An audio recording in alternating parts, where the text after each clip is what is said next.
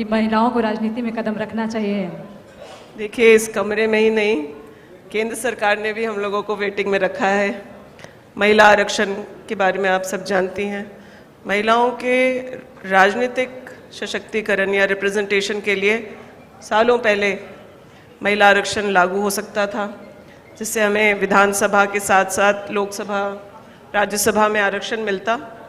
और जब महिलाएं उस सदन में होती तो बहुत सारे जेंडर इश्यूज जो हैं वो समझकर उसके हिसाब से पॉलिसी बनती।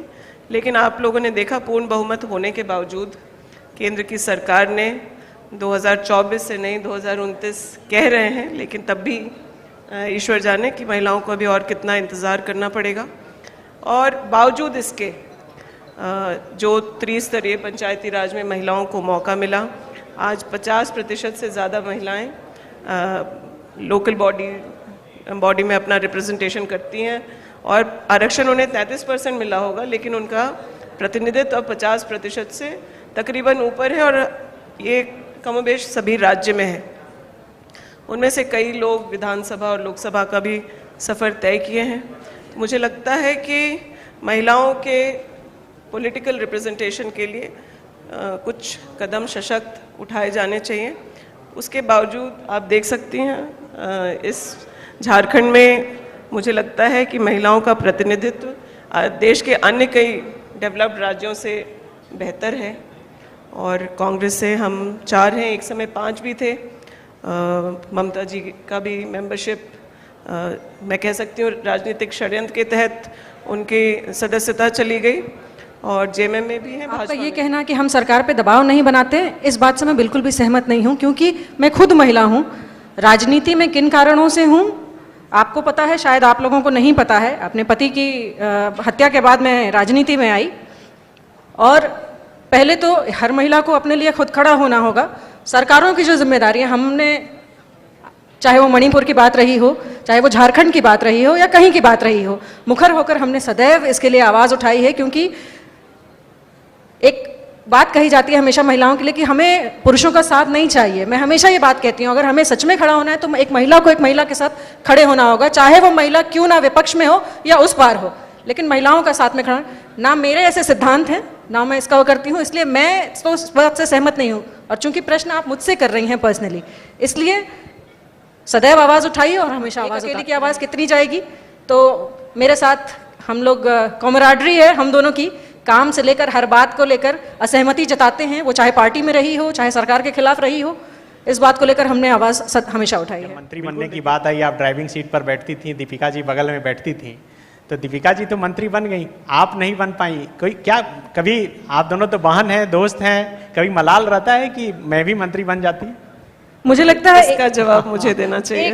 अच्छा ठीक। मैं बताऊं आपको कि ऐसे प्रश्न आप कर रहे हैं, लेकिन जब पूर्णिमा जी को ये सवाल पूछा गया मंत्री बनाना चाहिए, तो हमारी छोटी बहन ने हमारा नाम ये सीक्रेट बात आज पहली बार बता रही हैं आप? हाँ, मैं उसके लिए इस खुले मन से उनका धन्यवाद करना चाहती हूँ, क्योंकि ये कॉमरेडरी नहीं होने से महिलाओं को इस तरह के सवाल पूछे जाएंगे।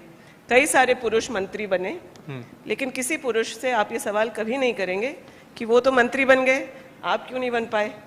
तो इस तरह के सवाल नहीं, ये सवाल तो इरफान जी से बराबर पूछा जा रहा था और वो बन गए। फिर इन इलाकों को रिप्रेजेंट करते हैं, वहाँ के लोगों की जो मांग है, जिन वादों को करके हम लोग वहाँ तक पहुँचे थे, जिन मुद्दों पर हम लोग लड़े थे, उन चीज़ों पर हमें काम चाहिए था और जवाब चाहिए था। इसके लिए करते, हमारी लड़ाई को इस बात के लिए नहीं थी कि मंत्रालय भी हमें ही मिलना चाहिए या अन्य कोई बात इस तरीके की नहीं। हम अपने क्षेत्र के लोगों के लिए जो काम, जो जिम्मेदारी, जो जवाब हमसे पूछे जाते हैं, हम भी वही सवाल कर रहे थे। दीपिका जी, अभी आप लगातार घूम रही हैं, एक यात्रा कर रही हैं, मैया सम्मान यात्रा। तो ये पलामू प्रमंडल से शुरू हुआ, जो भीड़ दिख रही है, आप क्या फील कर पा रही हैं? बाबूलाल जी कह रहे हैं कि झारखंड परिवर्तन मांग रहा है, आप क्या फील कर पा रही हैं कि झारखंड खुद को सम्मानित महसूस कर रहा है? सम्मान यात्रा, मैया सम्मान योजना के बाद जो है एक यात्रा शुरू की गई है झारखंड में। शुरुआत पलामू प्रमंडल से हुई और कोल्हान भी हम लोगों ने कर लिया है। और जिस विभाग से यह योजना चली, उसकी मंत्री बेबी देवी जी, मैं और कल्पना सोरेन जी साथ उस यात्रा में। महिलाओं से आप उस भीड़ में नहीं, कहीं सड़क चलती किसी महिला को रोक करके अगर आप आज पूछेंगे कि आपके खाते में क्या मैया सम्मान का पैसा आया, तो बहुत धीरे से मुस्कुरा करके वो बोलेगी कि हाँ वो पैसा हमारे पास आया है। ये एक छोटी शुरुआत है 1,000 रुपये से। हम लोग तो चाहते थे कि राहुल जी की तरह खटाखट 8,500 रुपये आए, लेकिन आप सब जानते हैं झारखंड का 1,36,000 करोड़ रुपए केंद्र ने रखा हुआ है। तो जो उत्साह और खुशी और तसल्ली महिलाओं में दिख रही है वो बड़ी बात है। और 1,000 रुपया नहीं, आप ये इस बात पे ध्यान दें कि राज्य का बजट का एक सब्सटैंशियल हिस्सा महिलाओं को दिया जा रहा है। 1,000 रुपये तकरीबन 50 लाख महिलाओं को। इसके अलावा सर्वजन पेंशन से जो बुजुर्ग महिलाएं हैं, जो विडो महिला हैं या एकल महिलाएं हैं, उनको भी इस तरीके से जोड़ा गया है। यही नहीं, क्रेडिट लिंकेज के माध्यम से झारखंड के इतिहास में पहली बार 11,000 करोड़ रुपए महिलाओं को स्वयं सहायता समूह में उन्हें रोजगार और अन्य चीज़ों से जोड़ा गया है। ये बहुत तसल्ली दे रहा है और महिलाएं खुश हैं, लेकिन ये शुरुआत है सिर्फ। आने वाले अगले 5 साल में हम लोग ये ज़रूर देखना चाहेंगे कि जो हमारी बच्चियां शिक्षित हो गई सावित्रीबाई फूले या अन्य चीज़ों से, उन्हें आने वाले समय में झारखंड में सरकारी नौकरियों में आरक्षण भी मिले। ये पूर्णिमा जी से मेरा सवाल होगा कि आप चूंकि मास कॉम की भी स्टूडेंट रही हैं, मैं आपका एक इंटरव्यू देख रहा था विधानसभा के चैनल पर, आप बता रही हैं। अभी इससे पहले हम लोग नेक्स्ट जनरेशन पर बात कर रहे थे, जो यूथ आ रहे हैं पॉलिटिक्स में। आप क्या सजेशन करेंगी जो युवतियां हैं खास करके जो पॉलिटिक्स में आना चाहती हैं? क्या बहुत इजी है, बहुत मुश्किल है? जैसे दीपिका जी बता रही थी कि आप पुरुष से ये सवाल नहीं कर सकते, लेकिन हमसे कर लिए, और ये होता भी है अक्सर। तो ये क्या बहुत ज़्यादा चुनौतीपूर्ण हो जाता है आज के डेट में पॉलिटिक्स करना महिलाओं को? मुझे लगता है आज की डेट में ही शायद उतना चुनौतीपूर्ण नहीं है। अच्छा। जितना पहले हुआ करता था। आप देखिए, हमारी जो सभ्यता संस्कृति रही है, महिलाओं का पार्टिसिपेशन हमेशा रहा है। आप स्वतंत्रता संग्राम उठा के देख लीजिए, जहाँ से शुरू हुआ वहाँ से उठा के देख लीजिए, तो सभ्यता संस्कृति में था, हमेशा से था। अब जिस देश में देवी की पूजा होती है, मुझे लगता है वहाँ ये प्रश्न ही बेकार हो जाता है। लेकिन एक समाज भी है, उस समाज में महिलाओं का participation over a period of time कम हो गया था। अब वो बढ़ेगा कैसे? जैसा कि दीपिका जी ने कहा कि बहुत पहले आरक्षण की बात हो रही थी, महिलाओं का आरक्षण नहीं दिया गया। वो पार्टिसिपेशन बढ़ाने के लिए था, इसलिए नहीं था कि किसी का हक छीन लिया जाएगा या किसी एक व्यक्ति को बस दे दिया जाएगा। वो महिलाओं को उनके घर से निकालकर पार्टिसिपेशन बढ़ाने के लिए था, क्योंकि मल्टीटास्कर होती हैं, अपने काम को लेकर ज़्यादा सीरियस होती हैं।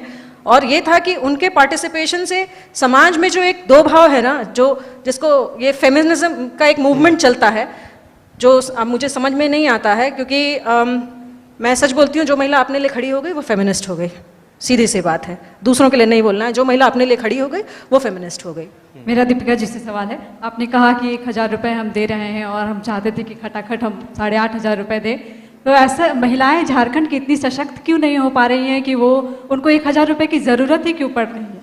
बिल्कुल रानी, मैं आपकी इस बात से सहमत हूँ कि महिलाओं को सिर्फ शिक्षित ही नहीं बल्कि आर्थिक रूप से भी सशक्त होने की ज़रूरत है। और रियल एम्पावरमेंट, मुझे लगता है जैसे आपका फाइनेंशियल एम्पावरमेंट होता है ना, बहुत सारी चीज़ें आपके इर्द गिर्द ठीक हो जाती हैं। आज जिन महिलाओं को इस स्कीम से जोड़ा गया है, मोस्टली ये वैसी महिलाएं हैं जो अपने घरों में रहती हैं, अपने घर परिवार को देखती रही, अपने बच्चों को संभाली हैं, ज़रूरत पड़ी है तो अपने घर के बड़ों का उन्होंने देखभाल किया है, लेकिन उनके श्रम का कभी कोई फाइनेंशियल आकलन नहीं हुआ है, कोई आर्थिक वैल्यू उनके उस काम की नहीं है।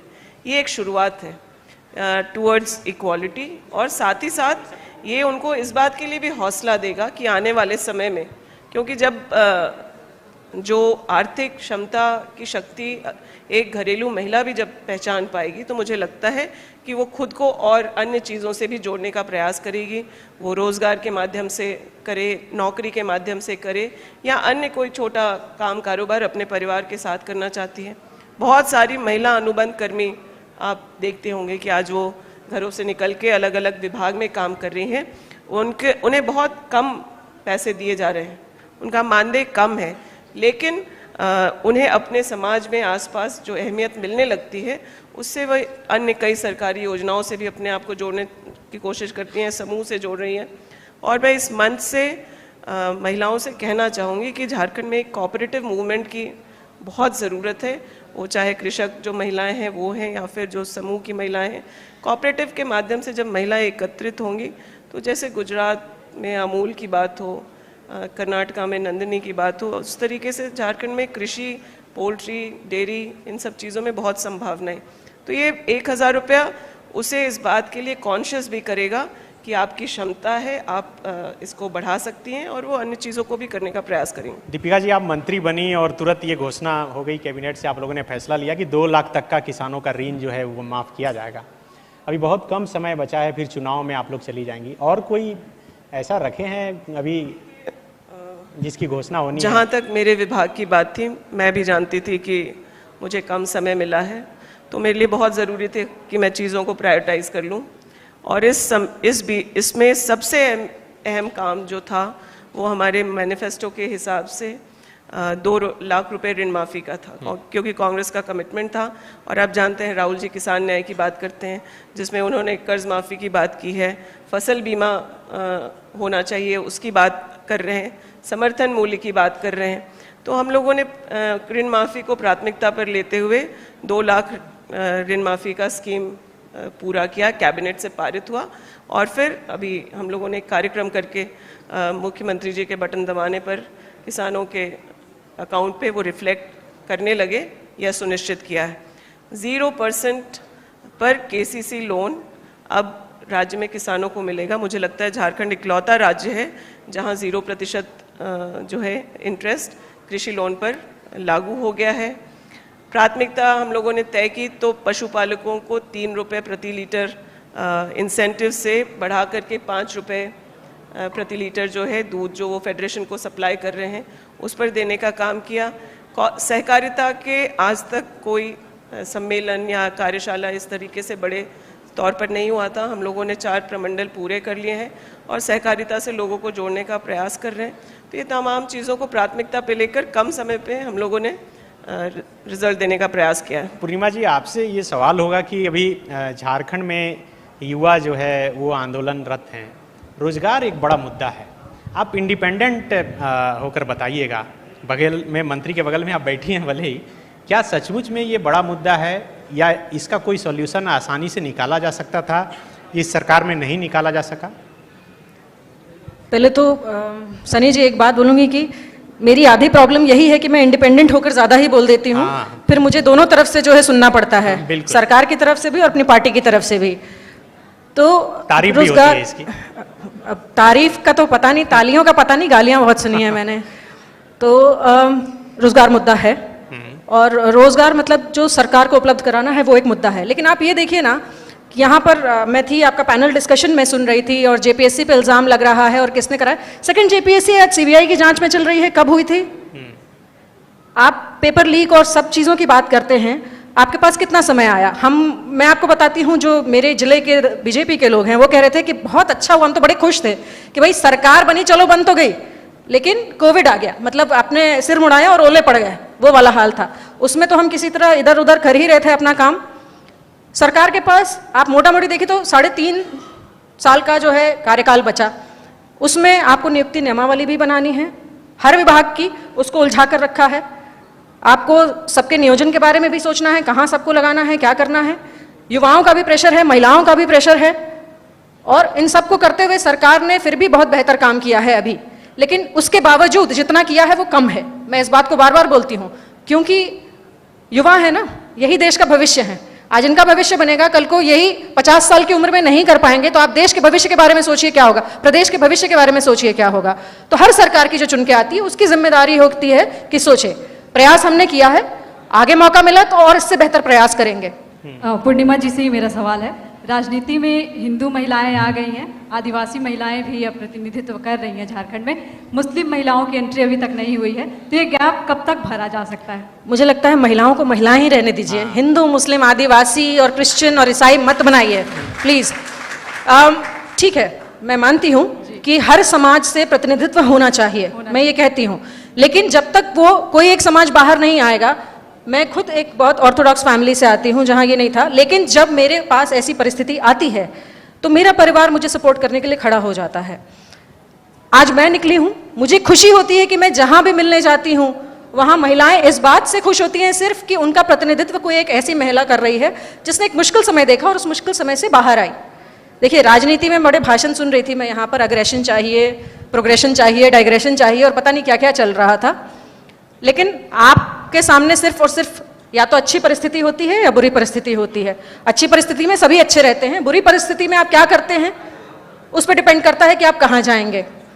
आप अग्रेशन के साथ राजनीति कर, मेरे साथ, मैं आपको एक छोटा सा उदाहरण देती हूँ कि मेरे दादाजी, जो मेरे दादाजी थे, उनकी हत्या 1988 में नक्सलियों द्वारा की गई कैमूर जिले में। उनके छोटे भाई ने फिर मुझे पढ़ाया लिखाया, वो एक IPS ऑफिसर थे, उन्होंने ही रखा अपने पास और 25 साल उन्होंने मुझे पढ़ाया लिखाया। उसके बाद मेरी शादी होती है झारखंड में, मैं झारखंड आती हूँ और यहाँ पर मैं मोटा मोटी बिहार, दिल्ली, यूपी सब जगहों पे रही हूँ। मैं झारखंड आती हूँ और पहले तो लोगों की सरलता और जितना सुंदर प्रदेश है वो देख के बहुत प्रभावित होती हूँ, और मैं जब भी बाहर जाती थी मैं कहती इतने काम करने के अवसर हैं यहाँ पर, इतना ज़्यादा कार्य यहाँ पर हो सकता है। तो इन सबके बीच में महिलाओं का प्रतिनिधित्व और मातृतंत्र है यहाँ पर। आप जब मेट्रियार्की की बात करते हैं झारखंड में, आप और प्रदेशों में बोलेंगे तो मेट्रियार्की नहीं है, लेकिन जब आप आदिवासी स्ट्रक्चर की बात करेंगे, जब आप झारखंड की बात करेंगे, क्योंकि पहले मानभूम था, एक तरफ संथाल है, तो आप जब इसकी बात करेंगे तो ये मातृतंत्र का प्रदेश है। वो हमको नहीं दिखता था कभी भी, लेकिन जब हम चुनकर आए और 81 में से जब 12 महिलाएं थी, मतलब 12, आई थिंक 15% महिलाएं थी, तो हमें लगा कि हम बेहतर काम कर रहे हैं और हमें देखकर और भी महिलाएं घर से निकलेंगी। और आपको बताती हूँ कि जैसे त्रिस्तरीय पंचायत की बात हो रही है या अर्बन इलेक्शंस की बात हो रही है, जो रिजर्वेशन है, मैं बार बार इस बात को इसलिए बोल रही हूँ कि हम महिलाओं के एक सम्मेलन में गए थे जहां महिला विधायकों को बुलाया गया, देश की सारी महिला विधायकों को बुलाया गया, और ये लोकसभा की तरफ से हो रहा था कार्यक्रम, प्राइड की तरफ से। नहीं, मुंबई में नहीं, दिल्ली में। अच्छा। लोकसभा की तरफ से ये कार्यक्रम हो रहा था और हमें लोकसभा स्पीकर श्री ओम बिरला जी ने बुलाया था। और वहां पर जब हम गुजरात, जो भाजपा शासित प्रदेश रहा है एक लंबे समय से, हम वहां के विधायकों से बात करते हैं तो उन्होंने बताया कि देखिए, बात कोई कुछ भी कर ले, सच्चाई ये है कि मुझे अर्बन इलेक्शन में जो है 50% महिलाओं को वहां पर अपॉर्चुनिटीज दी गई, जिसकी वजह से आज मैं विधायक बनी हूं, क्योंकि लोगों ने मुझे पहचानना शुरू किया वहां पर। आप अगर किसी से बोलेंगे ऐसे तो कोई स्ट्रक्चरली नहीं चाहेगा कि उसके घर की महिला पॉलिटिक्स में, बिकॉज पॉलिटिक्स में अगर अच्छी चीजें हैं, ये ओहदा मिलता है, तो बहुत सारी नेगेटिविटी भी है और घर वाले हर किसी को उस नेगेटिविटी से बचाना चाहते हैं। लेकिन आपने कहा कि महिलाओं को महिला ही रहने दीजिए, हिंदू मुसलमान मत कीजिए। तो सवाल मेरा अब दीपिका जी से हो जा रहा है, क्योंकि मैं और दीपिका जी दोनों संथाल परगना से आते हैं। झारखंड में अभी सबसे बड़ा मुद्दा वही है बांग्लादेशी घुसपैठी का। आप क्या सचमुच में वहाँ रहती हैं, फील कर रही हैं कि बांग्लादेशी घुसपैठी हुए हैं, डेमोग्राफी चेंज हो गए हैं, मुस्लिमों की आबादी बढ़ गई है अचानक से? सनी, ये सवाल मुझे लगता है कभी उल्टा भी पूछना चाहिए। आप मुझे बताइए कि आपको ऐसा लगता है क्या? मुझे लगता है ये जो भी डेमोग्राफी चेंज की बात हो रही है, ये चुनाव की वजह से की जा रही है, और फिर 2 महीने के बाद हम लोग जनवरी में मिलेंगे और फिर ये मुद्दा ही नहीं रहेगा। और अगर किसी भी प्रकार से, चाहे वो बांग्लादेश हो, चाइना हो, पाकिस्तान हो, श्रीलंका हो, अफगानिस्तान हो, और किसी भी देश, दूसरे देश से इन्फिल्ट्रेशन हो रहा है, तो इसका सवाल मुझे लगता है कि अमित शाह जी को पूछना चाहिए, नरेंद्र मोदी जी से पूछना चाहिए कि इस तरह की बात कैसी है। और हम सब इस कमरे में जो भी बैठे हैं, अन्य राज्यों में भी जाते आते हैं। मुझे लगता है कि आज अगर आसाम की बात करें आप और महाराष्ट्र की बात करें, और अगर कोर्ट को इस तरह की जांच की बात करके देता है, तो कई सारी चीज़ें सामने आएंगी। एक सवाल आप ही से दीपिका जी, चूँकि आपसे लगातार यूथ मिलते हैं, नौकरी रोजगार की शिकायत करते हैं, आप मुख्यमंत्री के सामने बात भी रखती हैं, आपका क्या स्टैंड है? क्या आप लोग सफल हो पाए नौकरी रोजगार देने के मामले में?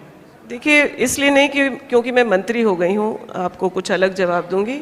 मेरे हिसाब से इस राज्य में नौकरी को लेकर के अभी और बहुत काम करना बाकी है। हम लोग ये ईमानदार जवाब हो गया। मैं सच कह रही हूँ आपको इसके बारे में। और मैं खुद जिस विभाग में हूँ उसमें भी जो जितने प्रतिशत से लोग बहाल हो सकते थे, आज वो वैकेंसीज फुल नहीं है। लेकिन यह भी हकीकत है कि पॉलिसी रिलेटेड डिसीजंस इस राज्य के बनने के बाद नहीं लिया गया, और आप समझ सकते हैं एक पूरे झारखंड की एक पीढ़ी का नुकसान उससे हुआ है। उस गलती को हम लोग आगे नहीं करना चाहते। हमने पिछले जो समय हमें मिला, नीतिगत चीज़ों को सुलझाने का प्रयास किया है, हर अड़चन के बाद किया है। इस देश में नीट एग्ज़ाम को लेकर के व्यापम ये तमाम चीज़ें हैं। भाजपा के समय JPSC 1, JPSC 2 वो चीज़ें भी हैं, और आप जानते हैं कि हमारी सरकार ने JPSC 6 से JPSC 10-11 तक पहुंचने का काम किया, लेकिन ये पर्याप्त नहीं है। मैं इस मामले में बिल्कुल युवाओं के साथ हूं कि अभी हमें नौकरी के पर्याप्त अवसर सरकारी हो, चाहे इस राज्य में टूरिज्म को प्रोत्साहन करके या स्वरोजगार की चीज़ों को करके यहाँ हमें और अवसर तो क्रिएट करने होंगे। कल गांधी जयंती है, और गांधी जी की बात अगर हम सोचें तो मुझे लगता है सबसे ज़्यादा अगर किसी चीज़ को इग्नोर कर दिया गया, खास करके लास्ट 10 सालों में, वो स्वराज की बात है। और पिछले 10 साल में जो केंद्र में सरकार रही है उसका फोकस गांव है ही नहीं। आज क्यों हमारे बच्चों को यहाँ से छोटे छोटे काम के लिए बाहर जाना पड़ रहा है? हम अगर किसी बड़े प्रदेश से उसके इंडस्ट्रियलाइजेशन या टूरिज्म को लेकर के या हैंडलूम इंडस्ट्री को लेकर के चीज़ें यहाँ करें, तो मुझे लगता है हम यहाँ के युवाओं के लिए रोजगार के अवसर भी करेंगे, और सरकारी नौकरियों को तो हमें रिक्तियों को भरना ही चाहिए। तो बिल्कुल बातचीत का ये सिलसिला जारी रखेंगे, लेकिन थोड़ा सेशन को ओपन कर देते हैं जी। एक निजी सवाल है दोनों से कि आप लोग हजारों महिलाओं के बीच जाती हैं, अभी तो आप मैया सम्मान यात्रा भी कर रही हैं, कोई ऐसा मोमेंट जो आपके दिल को छू लिया हो जिस मोमेंट ने? ये थोड़ा निजी है। देखिए, कई ऐसे मोमेंट्स हैं जब लोग आ रहे हैं और इतने उत्साह से महिलाएं स्वागत कर रही हैं और आपसे मिलने आ रही हैं और अपनी बातों को रख रही हैं कि आपको ऐसे कई ओकेजन्स हैं। कहीं कोई बुजुर्ग महिला आकर के गले लग रही है, कहीं कोई युवती आकर के अपनी बात कह रही है, कोई एग्ज़ाम के पढ़ाई में उसे किस तरह से परेशानी हो रही थी और वो परीक्षाओं के बाद अपने करियर के लिए फॉर्म भरने के लिए उस पैसे का कैसे इस्तेमाल करेंगी, इन सब चीज़ों पर कई जगह चर्चा हो रही है। पूर्णिमा नीरज जी, आपके साथ कोई ऐसा मोमेंट बनता है?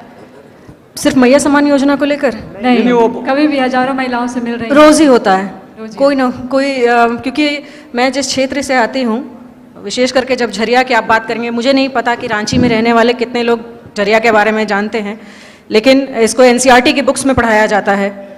झरिया अग्नि प्रभावित क्षेत्र है, वहाँ लोग बोलते हैं कि ज़मीन के नीचे पानी निकलेगा, हमारे यहाँ आग निकलती है।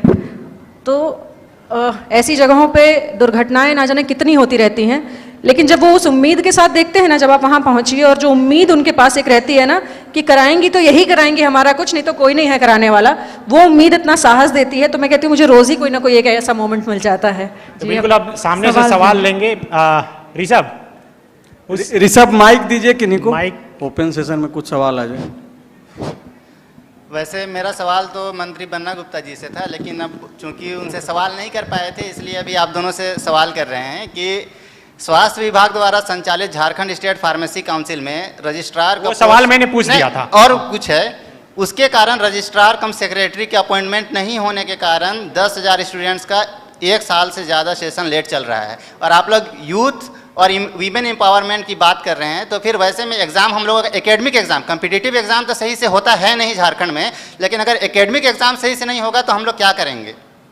ठीक है, आप ही मैम आपसे एक बार हम मौखिक रूप में भी बात किए थे जब आप ठीक है, हो गया आपका जवाब, सवाल आ गया। आप इस सवाल को पहुंचा देंगी बन्ना गुप्ता? हाँ, वही उनको बता देंगे। उन्होंने बताया कि मुझसे पहले बात हुई है, मैंने चीज़ों को जगह पर पहुंचाया और मुझे लगता है कि जल्द निर्णय हो जाएगा।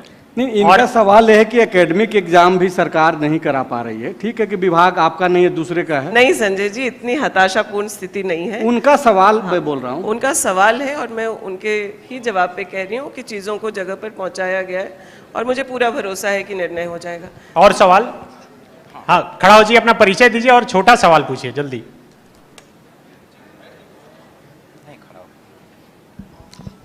सभी को जवाहर नमस्कार। और माननीय मंत्री महोदय और मंत्री विधायक महोदय को भी नमस्कार जोहार। सवाल पूछिए। बिल्कुल, सवाल है हमारा कि आपकी सरकार आपके द्वार और आज दिव्यांगजन लगातार 187 दिनों से धरना देकर बैठे हुए हैं रोड पर। तो ये क्या नीति है? अभी किया जा रहा है मैया को सम्मान, तो दिव्यांगों का अपमान क्यों किया जा रहा है? आप समझ सकते हैं कि एक दिव्यांग जो लाचार है, मजबूर है, असहाय है, और उसको रोड पे, सड़क पे छोड़ दिया जा रहा है। क्या मांग क्या है आपकी, वो बताइए। बिल्कुल हमारा मांग जो मैनिफेस्टो में 2019 का तो रखा मांग गया, बताइए ना, छोड़िए मैनिफेस्टो मांग उनका है यही कि 2000 रुपए पेंशन करने का, यही ना? 2500 का वादा किया गया था। ये हो गया, सवाल आ गया। मैं क्योंकि सरकार का हिस्सा हूं और आप लोगों के मांग के साथ जुड़ी रही हूं, इसलिए भी विधायक के तौर पर मैं इसका जवाब देना चाहूंगी कि 2500 करने की मांग लगातार जो हमारे दिव्यांग भाई बहन हैं उनके द्वारा किया जा रहा है। लेकिन जो काम पिछले दिनों सरकार में दिव्यांगों के लिए किया गया वो भी जानना ज़रूरी है। पहले अगर 100 लोगों को कवर किया जा रहा था, तो आज तकरीबन हर दिव्यांग को जो इस राज्य में है उसका विकलांग सर्टिफिकेट बना के, जिसके लिए पहले लोगों को सदर अस्पताल के चक्कर लगाने पड़ते थे, एक पूरा कैंपेन चलाकर ब्लॉक स्तर पर जांच करा के दिव्यांग भाई बहनों का सर्टिफिकेट बनाया गया और उन्हें पेंशन की स्कीम से जोड़ा गया।